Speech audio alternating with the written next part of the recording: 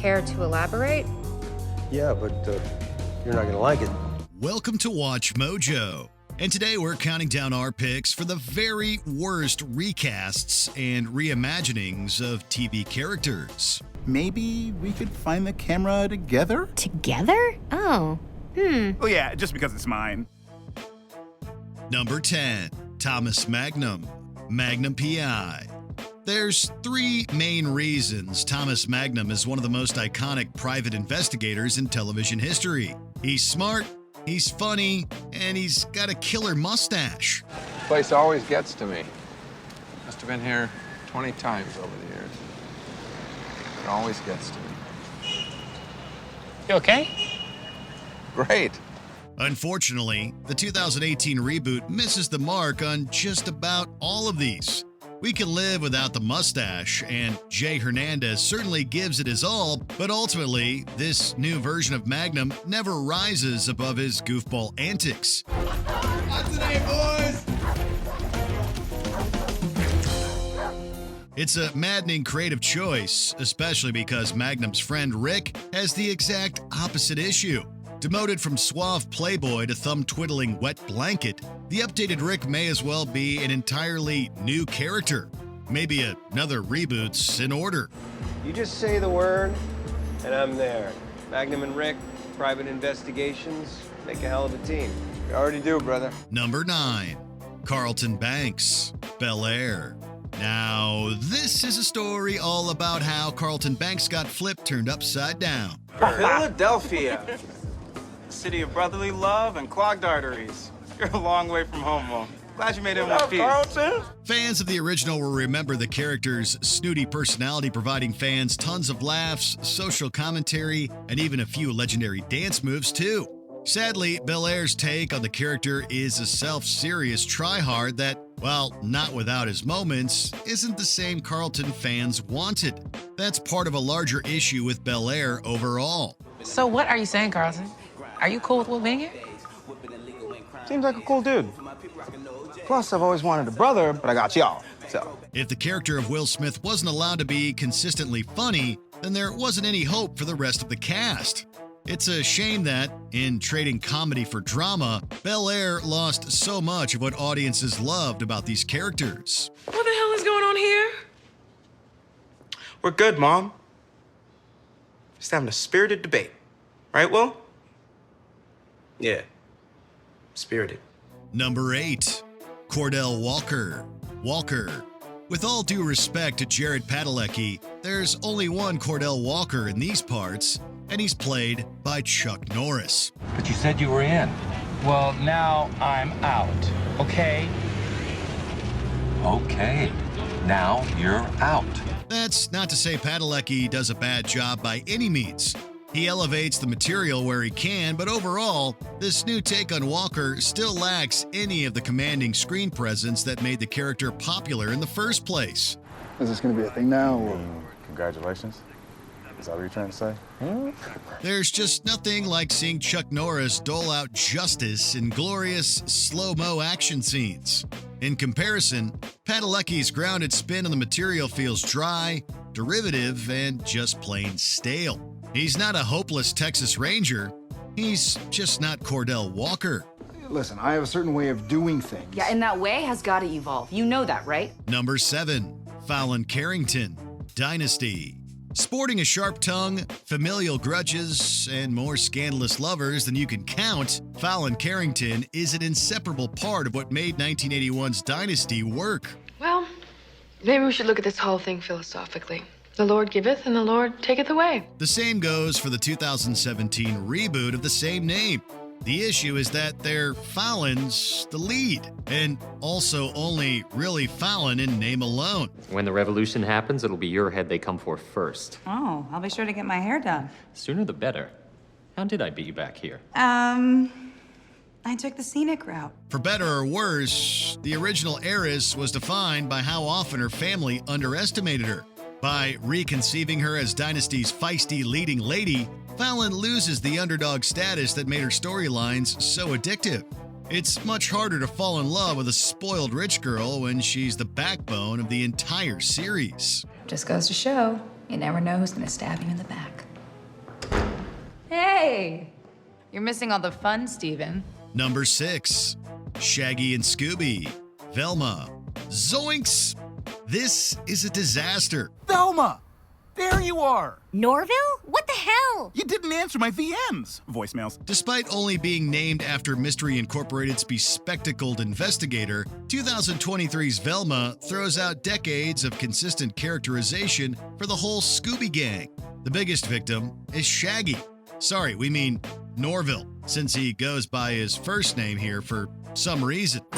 Norville! Hey, I was rethinking our friendship this morning, and maybe it's healthier. No time! Drive me to Fred's house! I'll get my windbreaker. We wish that was the only problem. Here, instead of a hungry, scaredy cat, Norville is a sullen teen with more romantic entanglements than charming quips. It's a complete 180 for the character that never really connects the way it's supposed to. Hey, at least Shaggy made it into Velma after all. That's more than we can say for Scooby-Doo. We sure fooled him, Scooby. We ought to be in the movies. Number 5, The Upper East Side Kids, Gossip Girl. Almost a decade after the eponymous blogger signed off the first time, the residents of the Upper East Side returned for more soapy drama. And as you will soon come to know, no good secret goes unpublished. Watch this space. Or don't. You'll hear about it soon enough either way. Till then, XOXO, Gossip Girl. But try as they might, there's simply no recreating the flawless class of 2007. And boy, did they try. Despite taking place in the same continuity, most of the characters in 2021's Gossip Girl are less interesting knockoffs of the first ensemble. As soon as I post this, you're gonna get a load of new followers. Pro tip, best to use your name, that way anyone can find you. It makes you wonder, if they wanted carbon copies of Serena, Blair, and Nate, why not just get the original cast back? Your guess is as good as ours. Sadly, we'll never find out for sure, since the show said XOXO after just 2 short seasons. Which one of these should we post next? Whichever we want. The future is ours again. Number 4, Jamie Summers, Bionic Woman. Cybernetic enhancements or not, no television character can survive the most dreaded threat of all, a remake. Why are you with me? You're different. From what? When your whole life's planned out for you while you're still in the womb, it kind of kills the mystery. And then you came along and you were unexpected. Unexpected? In 2007, it finally happened to Bionic Woman, which reimagined Jamie Summers as a no-nonsense crime fighter with a bone to pick. And that's about it. The inaugural Bionic Woman was so captivating because it balanced Jamie's extracurricular activities with her desire to live a normal human life. If I don't get an assignment from you very soon, I'm just going to show up and I'm going to kick your door down. Ah, you're just the one that can do it. And don't you forget it. Without that crucial part of her character, all you're left with is yet another dull crime show. Just one with a star that can punch through a wall.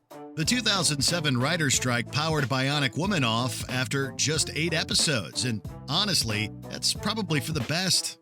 You're gonna have to do a little better than that.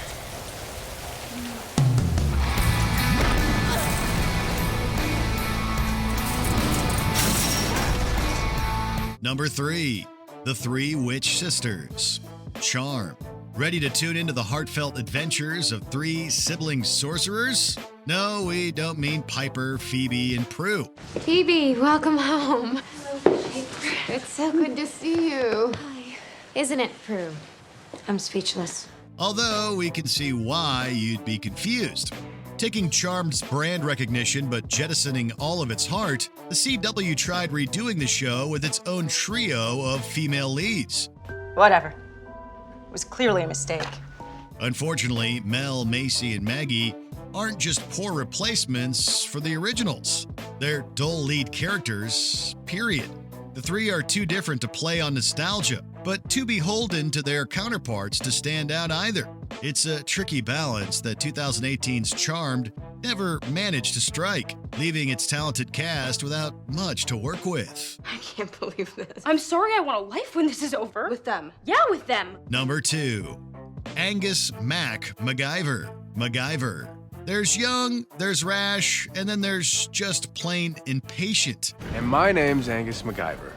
I have 12 first-place science fair trophies, 2 years MIT, 3 years defusing bombs for the military. And what do I do now? Little of this, little of that. 2016's MacGyver is all three at once. While there is some merit to the show's exploration of the character's early years, it leans so far into MacGyver's boldness, it's easy to forget he's supposed to be a genius. Funnily enough, if anyone could make these disparate ideas work together, it's MacGyver. We'll make him come to us. How are we gonna do that? Tinfoil. He's kidding, right? Oh, my man never jokes about tinfoil. But apparently, defusing bombs with paper clips isn't the same as fixing a flawed creative direction. Sure, 5 seasons and nearly 100 episodes isn't anything to be ashamed of, but from a series bearing the name of a television icon, we expected a whole lot more. Yeah, I know what you're thinking. This is insane. Before we continue, be sure to subscribe to our channel and ring the bell to get notified about our latest videos. You have the option to be notified for occasional videos or all of them. If you're on your phone, make sure you go into your settings and switch on notifications. Number 1. The Angels. Charlie's Angels. After many years away from the small screen, Charlie recruited 3 new leading ladies to become his angels in 2011. They each made mistakes, but I gave them a second chance. And now, they work for me. The results were anything but heavenly. Say what you will about the original, but it indulged in its campy tone in a way that's still watchable to this day. On the other hand, this misguided interpretation tries so hard to play it straight it feels like a parody sketch. You do realize the irony of that coming from you, right, Charlie? To make matters worse, the actors are woefully miscast. The dialogue is wince-inducingly cringy, and the characterization is slim to none. If these are the best operatives Charlie could find, we have major concerns about his judgment. About tonight, I'm sorry. Too late, you're benched. Did we miss any off-the-rails character reboots? Let us know in the comments below. I knew it. Did you enjoy this video? Check out these other clips from WatchMojo, and be sure to subscribe and ring the bell to be notified about our latest videos.